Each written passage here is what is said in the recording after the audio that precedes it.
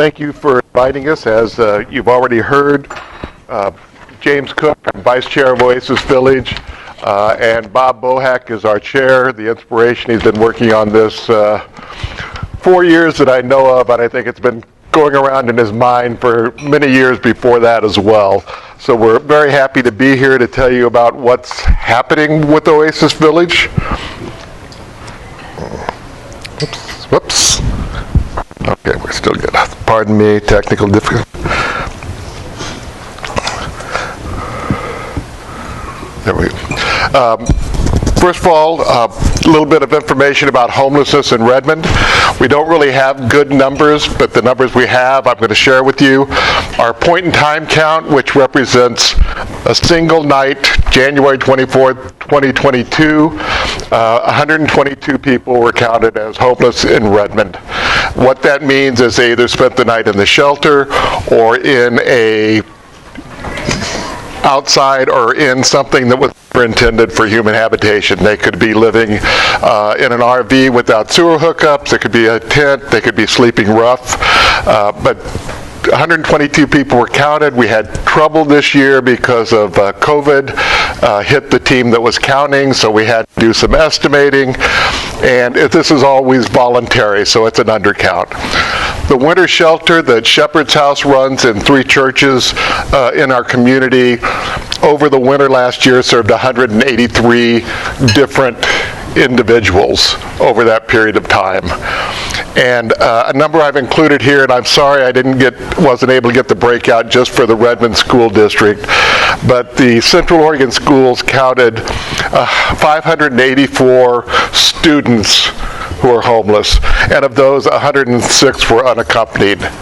Now, the schools count people whose families are doubled up, perhaps with a relative, or students who are couch surfing as homeless.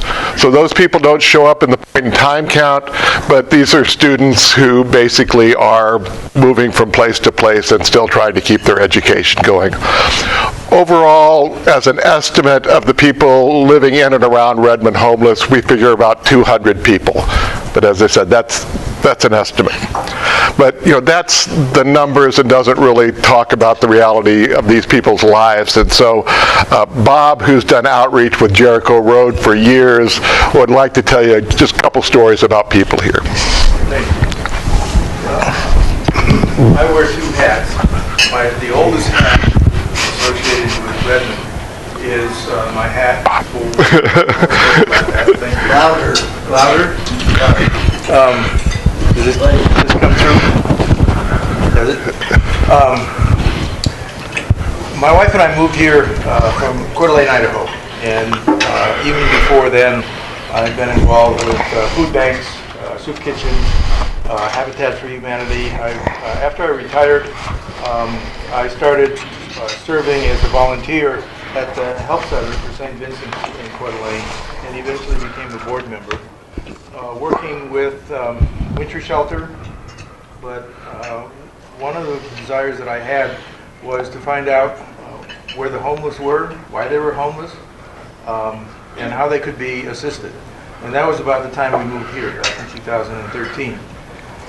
One of the first things that we did, my wife and I, was attend a Redmond ministry meeting in the winter shelter that Highland Baptist was running at the time. It was just about to close because they were having security issues.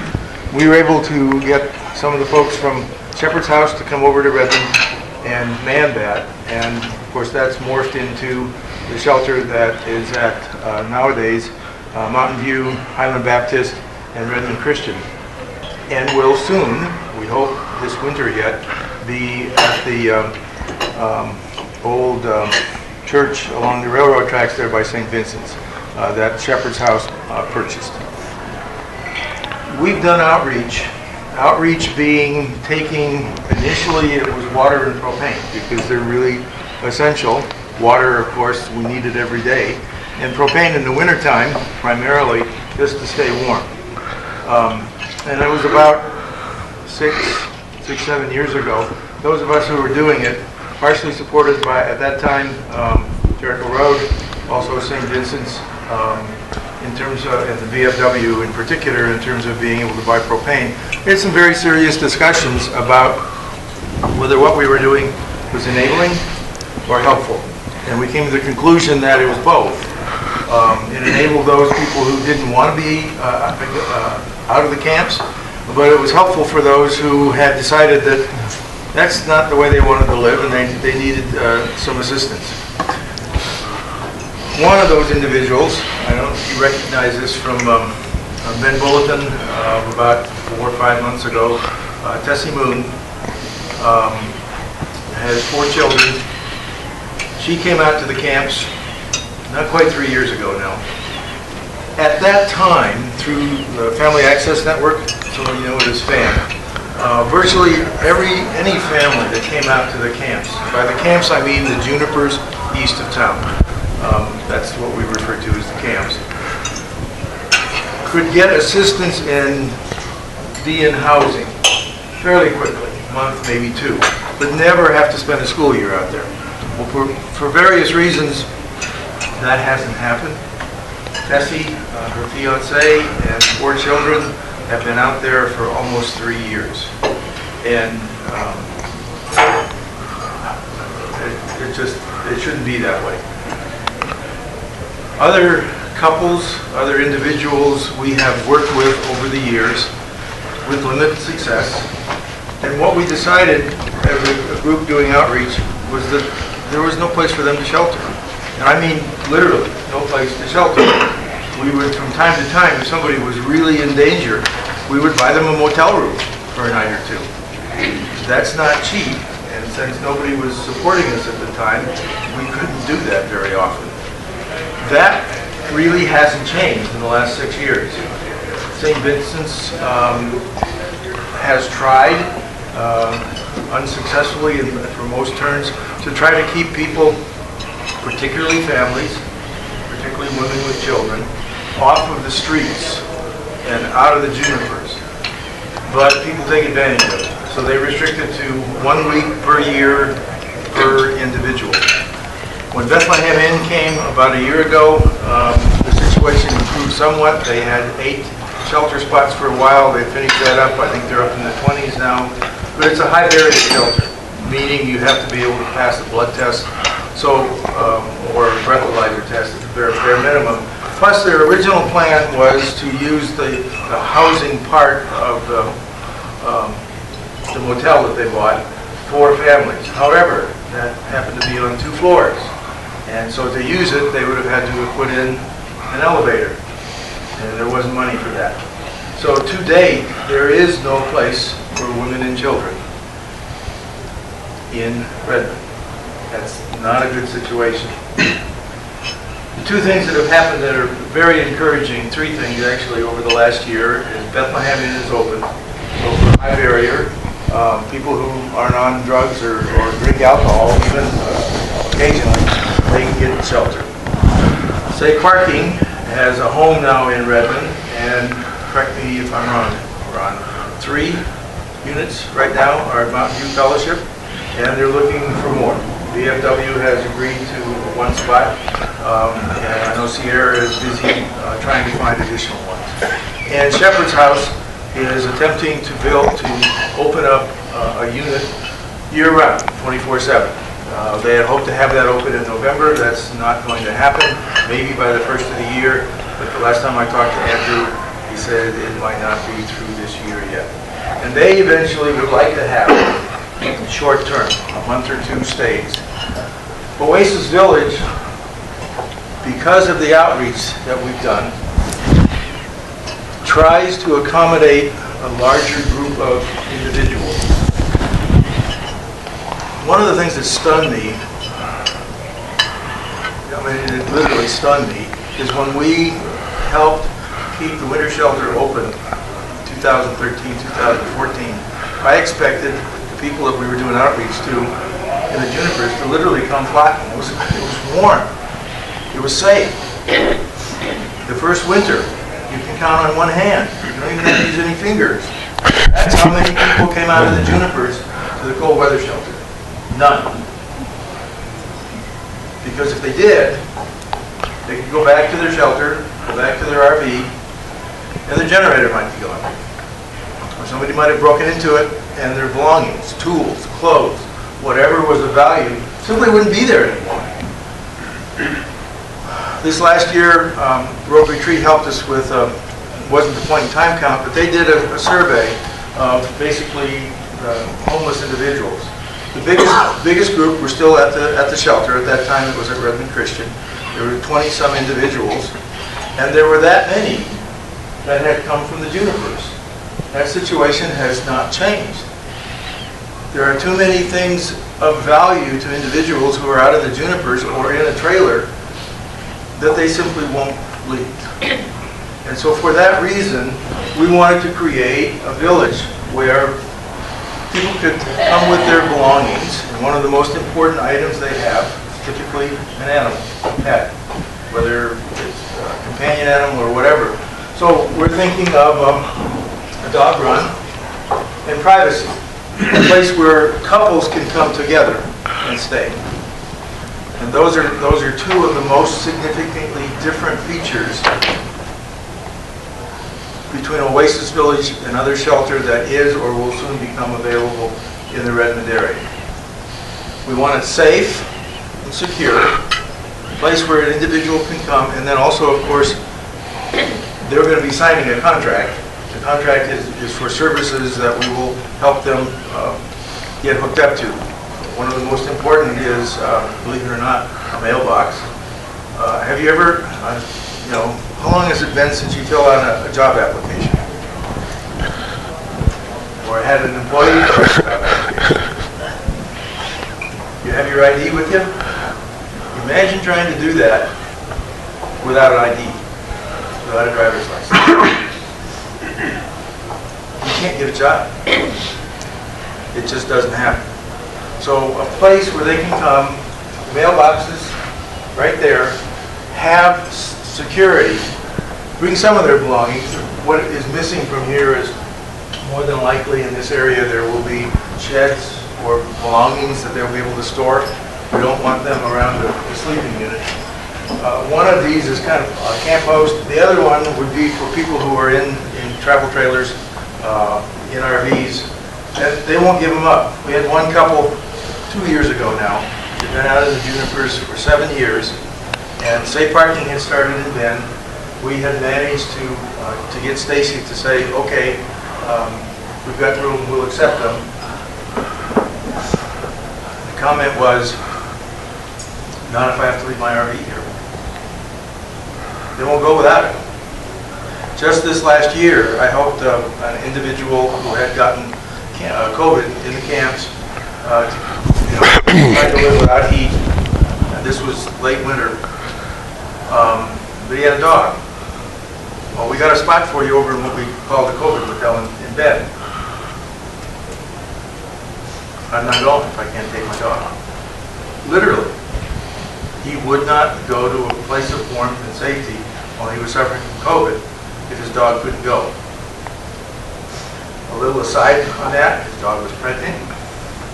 His dog had 9 pups while he was at the motel, and they had to get a mattress because of that.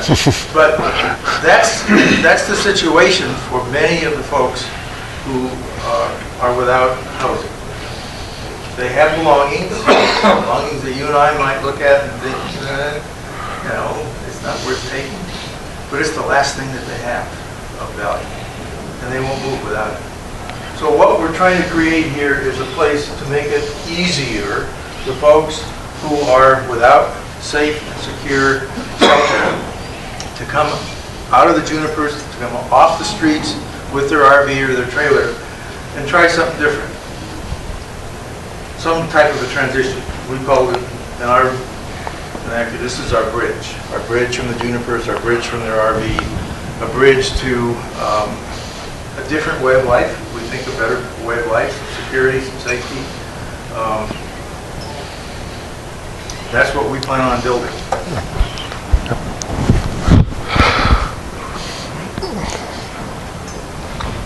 So just to elaborate a little bit on what Bob has already told you, Oasis Village is going to be a low-barrier, temporary village-style shelter, and that's unique to Redmond. It's really going to be unique to Central Oregon. We've got one village operating, Veterans Village in Bend. St. Vincent's Place in Bend will be accepting their first residents in August. And there is another group working to create another village in Bend. But all of those villages have some significant barriers to entry for people. Veteran Village, you obviously have to be a veteran. St. Vincent's Place will have some clean and sober requirements. The other place under consideration by a group called Central Oregon Villages is going to be for women. This is going to be the first low barrier shelter in Central Oregon, and in Redmond it's going to be the first low barrier shelter where people are going to be residential for a time period, probably from 6 months to 2 years. Shepherd's House, their planned shelter is going to be primarily still an overnight shelter, more of an emergency shelter, although they will still have some day programs. So this is going to reach a population that's not going to be reached by anybody else working in Redmond right now. Initially, we're hoping to open with 10 to 12, what Bob likes to refer to as tiny bedrooms. And then after we make sure we have all our procedures in place, add about 2 units per month until we hit 20 units. And our operating agreement with the county who's providing the land is that after 20 units, everyone will sit down, see how things are going, any mid-course corrections we need to make before expanding to 30 or more units, depending on what we decide we can handle. Did I see a question coming up there? Okay, sorry. Okay. The bedroom units will be strictly that. They will have a bed, a desk, some storage space, a place to hang clothes. The restrooms, kitchen facilities, common areas will be a communal area. Bob likes to refer to the shelter is your bedroom, the village is your house. So this will be fenced to offer privacy and protection for the residents, and so that people don't just come barging into their space, but you have to be cleared to go into that space. Pets will be allowed, as Bob said, and we're hoping to have a nice dog run included, and no drugs or alcohol will be permitted on site. People coming in are going to be expected to want to move forward, and they will have caseworkers to develop a plan and help them accomplish that plan, and that can include things like getting an ID, getting a driver's license, getting a checking account. Things we take for granted that people somewhere along the way have often lost. We'll be working with them to get those items. Again, we like to think of this as a path towards home. Oasis Village isn't a solution to homelessness. The people who are going to live in our village are still considered homeless because we are a shelter. And we're part of that path. People come in, when they exit, they might actually be able to qualify for a program like Bethlehem Inn. They might be able to get into the Shepherd's House's program that actually includes some additional items. Or ideally, they will move into permanent housing of some type. The problem we have in Redmond and all of Central Oregon and Oregon and the West Coast in general is we don't have enough housing at any price level to meet the need, and we certainly don't have enough quote affordable housing to meet the needs we have. But we're working on that, and we're hopeful that through agreements we can make with other service providers that as people move through our program, we'll have a place for them to move on to. So just quickly again, 6 months to 2 years requiring progress on work plan. currently adults only, 1 or 2 per unit. And the shelters will include heat and personal storage. They won't include air conditioning, so when we have a week like we have coming up, we'll have air conditioning in a common space that can accommodate people. And Bob will talk to you a little bit about the location and the village plan itself. Come on back over here, closer. Point to that. Okay. When we started getting serious about the location, the criteria really had to do with what you see up here. We wanted it within the urban growth boundary, preferably within the city limits. We wanted the utilities close, so it wouldn't be too expensive to get hooked up to. And then, of course, close, either because there was public transportation, CET, or they could walk and ride their bikes, which are their main modes of transportation. There are a few vehicles, but not an awful lot out there. So we worked with the city staff, we looked at over a dozen tracts of land that were within the city limits that actually were owned by the city. None of those panned out. We were about to proceed with some land kind of in the transition area between the residences on the east side, industrial area, when we were offered the chance by the county to work with them on a 10-acre site, 2 acres of which Oasis Village would occupy, that were out east, the east end of Redmond. On the map here, it's kind of that purple bluish area. Yeah, about right there. That's Highway 126. So roughly a mile and a half outside of town, or the downtown area. If you drive out there, there's that last curve before the long straightaway, and the Forest Service buildings are up on the hill to the south if you're leaving town on the right-hand side, basically directly across the highway from that. It's county-owned property. County owns about 1,400 acres out there, so they have a few to spare. Has some challenges. The first one of which is that it's along the highway, and that's not the safest place to walk or bike. Most of the folks, because there are people who are camped, largely out of sight, but up on the hill above, that go through the irrigation district property to the west, are out there at all. There are plenty of trails that they use for bikes, foot, and they used to drive cars and trucks through there, but COID has pretty well put a stop to that. It's an area that was cleared about between 3 and 4 years ago, and it's one of the reasons that there are RVs along 17th Street now. And that area is what we call swept. COID wanted to be able to sell that property, so there were probably 75 to 100 individuals who moved off the property, and some of them relocated along 17th Street eventually. So sometimes referred to as whack-a-mole, move them off one spot. If we don't have a legitimate place, a safe, legal place for them to go, the same thing is going to happen all over again. And that's what we're, not only us, but Bethlehem Inn and Shepherd's House are trying to accomplish. So we, with the 10 acres offered, if you kind of imagine this, the top part going from lower left to upper right, that would be an extension of 17th Street. And it's actually on some of the drawings for the city. So 17th Street ends at Greenwood. If you extend that southward, that's where it would come out. So it's meant to be eventually, from what the city engineers tell us, a major arterial.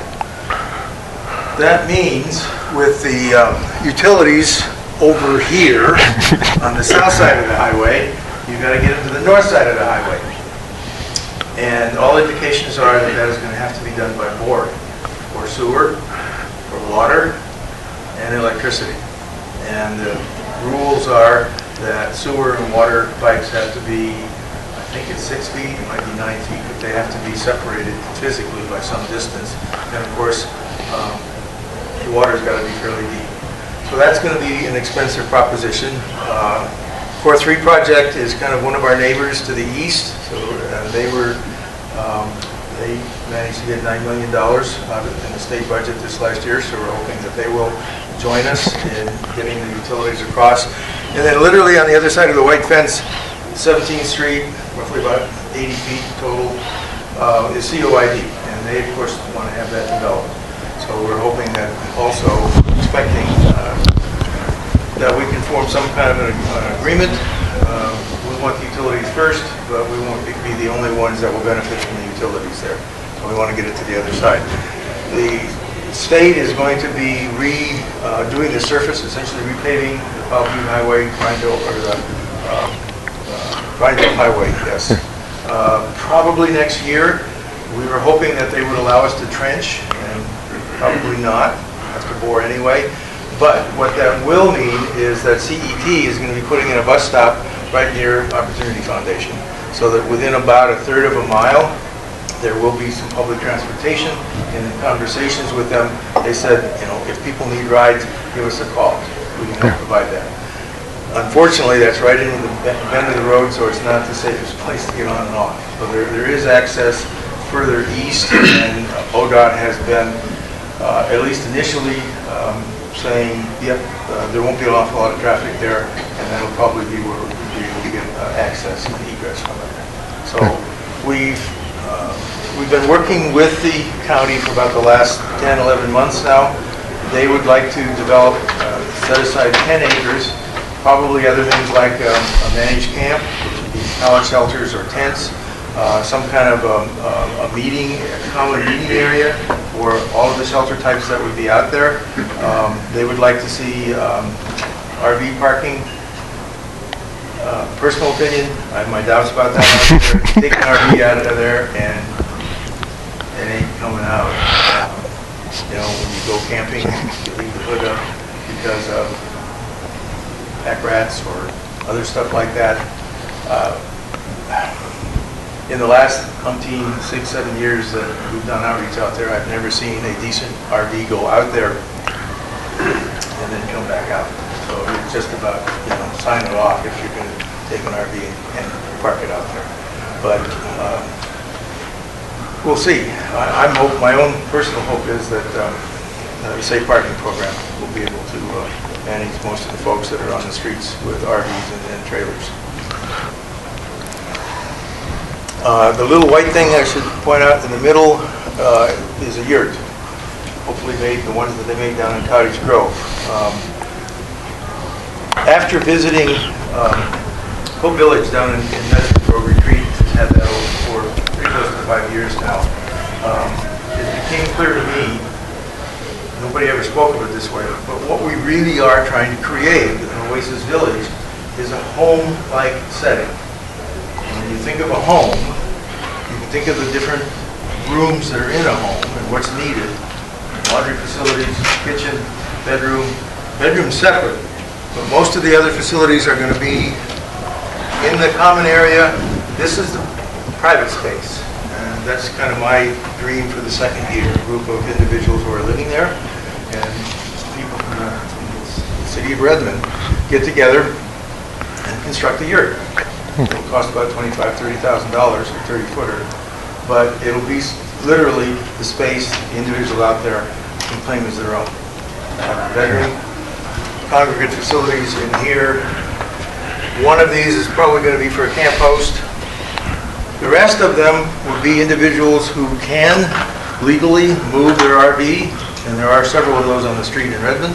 There are a few of them out on 17th Street, and even fewer that are back in the junipers. Most of the ones out in the junipers, you're not going to move, not legally. So Bob's talked about some of our challenges. We want to share some of our accomplishments with you. And the first thing that we want to emphasize is Oasis Village has, from the beginning, from Bob's first thought, has been a community project, and our success is going to depend on how well we engage with the community and the support we receive from the community. And towards that end, we've already done things. We've taken some people down to Rogue Retreat to see the various shelter facilities they offer. We held a community poverty simulation out at Mountain View Fellowship recently. Excuse me. And we held a visioning session both for Oasis Village but also for the larger homeless issue in Redmond. We've received commitments of almost $1 million in funding, and that sounds like a lot of money, I know, but we have $367,500 of ARPA funding from the county, which is going to be devoted to construction primarily of our communal facilities.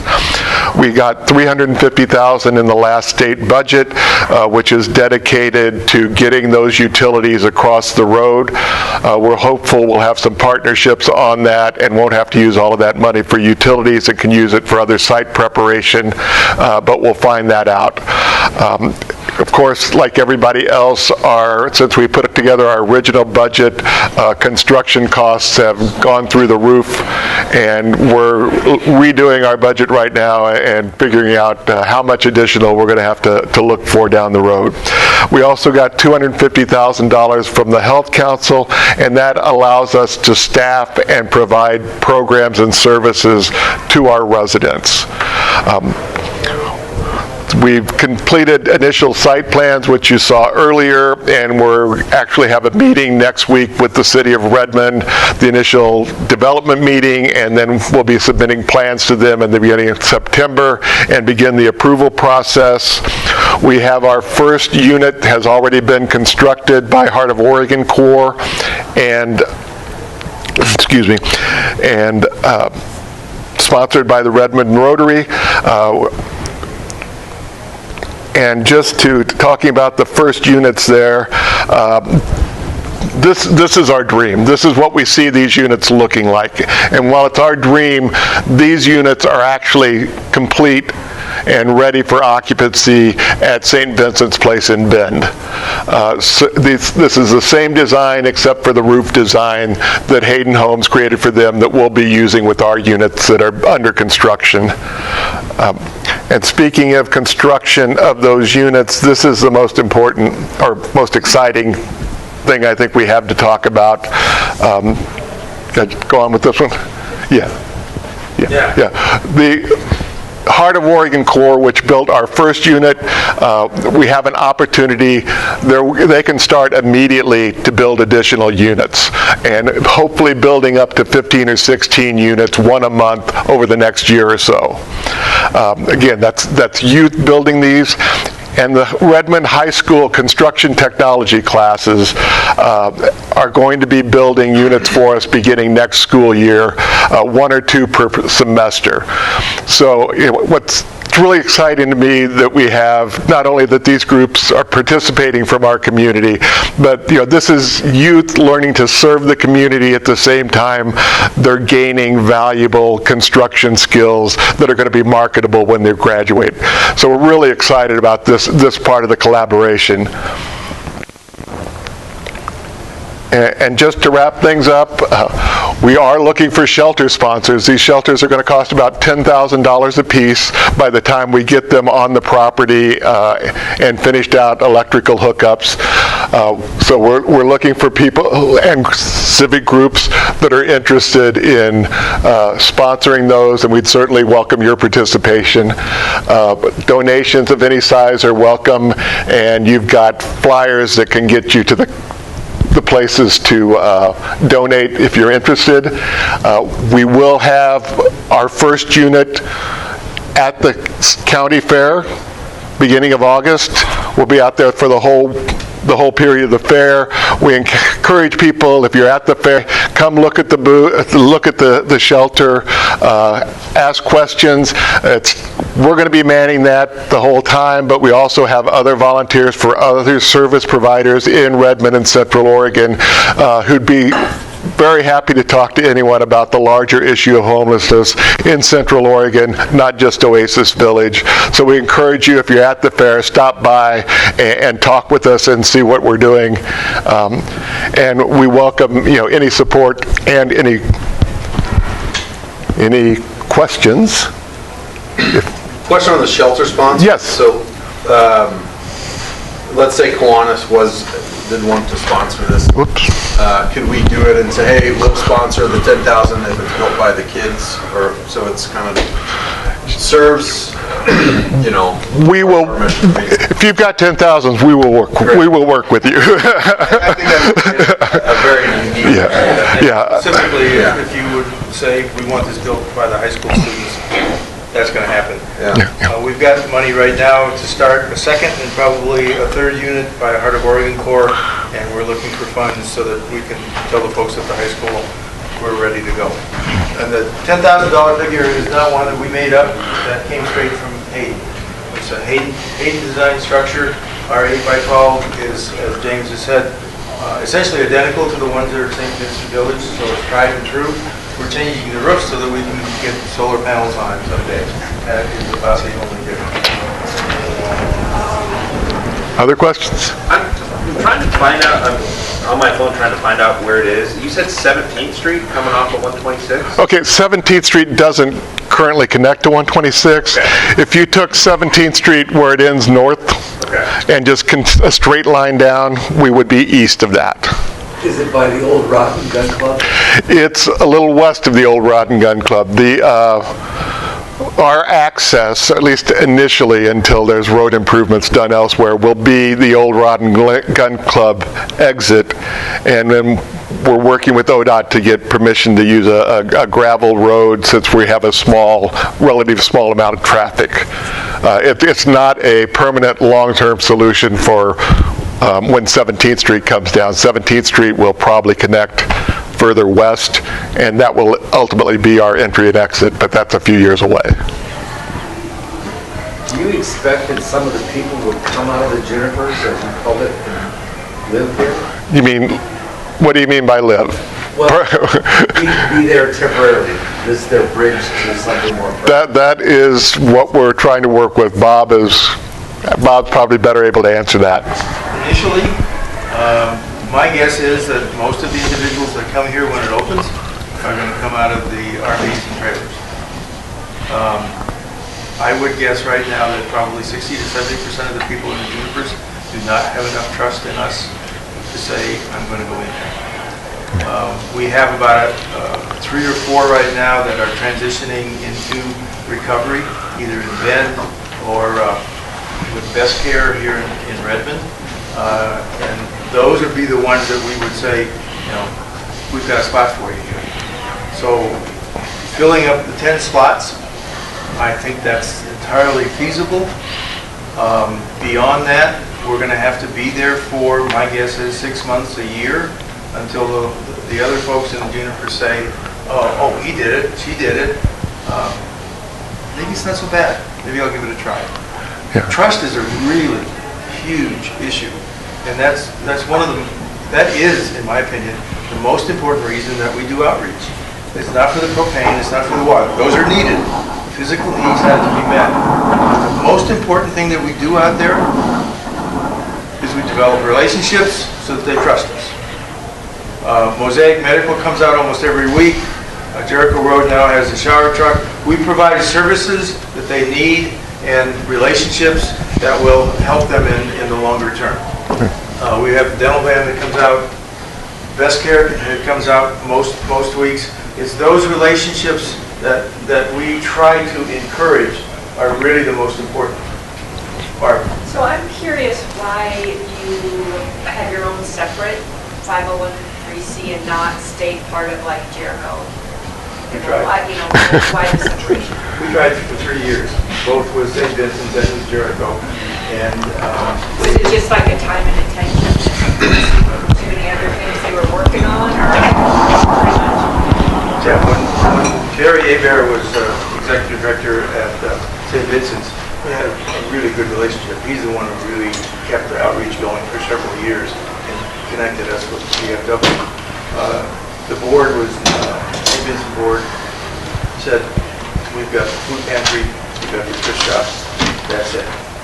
And we were fiscally sponsored by Jericho. I still have a I'm on the Jericho board, as is Eleanor, and both of us have worked 6 years for Oasis Village. But Jericho is an all-volunteer organization. This is not going to happen with all volunteers. We have to have paid staff. We have to get bigger. We need some government funds, and that means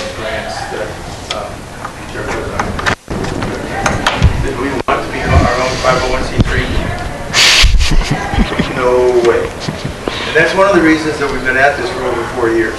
We've really tried hard not to develop our own separate nonprofit. Didn't work out. Thank you very much. Thank you. Thank you. It's tricky, isn't it?